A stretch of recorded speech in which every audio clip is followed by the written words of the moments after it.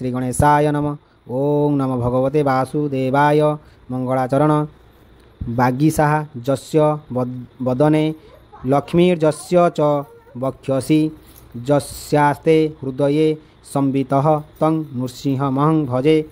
विश्वसर्ग विसर्गादि न बलक्षण लक्षितं श्रीकृष्णाख्य परं धाम जगद्धाम नमाम तत्। माधव माधवा विशौ सर्वसिद्धि विधायिनौ वंदे परस्परात्मानौ परस्परनुति प्रियो मूकं करोति वाचालं पंगु लंघयते गिरिं जत कृपा तमः वंदे परमानंद माधवं। जं ब्रह्मा वरुणेन्द्र रुद्र मुरुतः स्तुनुन्ति दिव्यौ स्तवै वैदेहि सांगपदक्रमोपनिषदि नैग्रायन्ति जं सामगाः ध्यानवस्थितत् दगतेन मनसा पश्यन्ति जं योगिनः। यस्यान्तं न विदुः सुरासुरगणाः देवाय तस्मै नमः। नारायण नमस्कृत्य नरं चैव नरोत्तमं देवीं सरस्वती व्यासं तत्तो जयमुदीरयते। जहाँक मुखरे सरस्वती वक्षस्थल लक्ष्मी एवं हृदय ज्ञान विराजमान से नृसिंह भगवान को मु वंदना करुछि।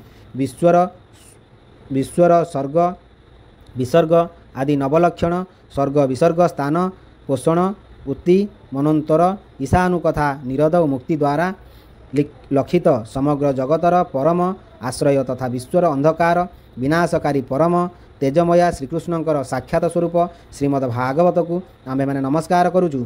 सर्वसिद्धि प्रदायक परस्पर एकात्म रूप एवं परस्परर स्तुति रे प्रसन्न हेउथिबारु माधव ओ उमाधव को आंभे वंदना करुचु। जहाँ कृपा मुख को बाग्मी कर दे पारे पंगु को गिरी लंघन कराई दे पारे सेही परमानंद माधव को मैं वंदना करुछि।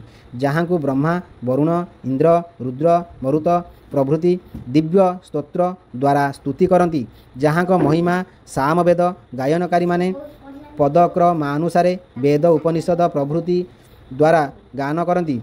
ध्यान विभूति मन मध्य योगी माने जहाँ को दर्शन करती एवं देव दानवगण जहाँ अंत पाई पारती नहीं से देव को मुझे नमस्कार करुछि।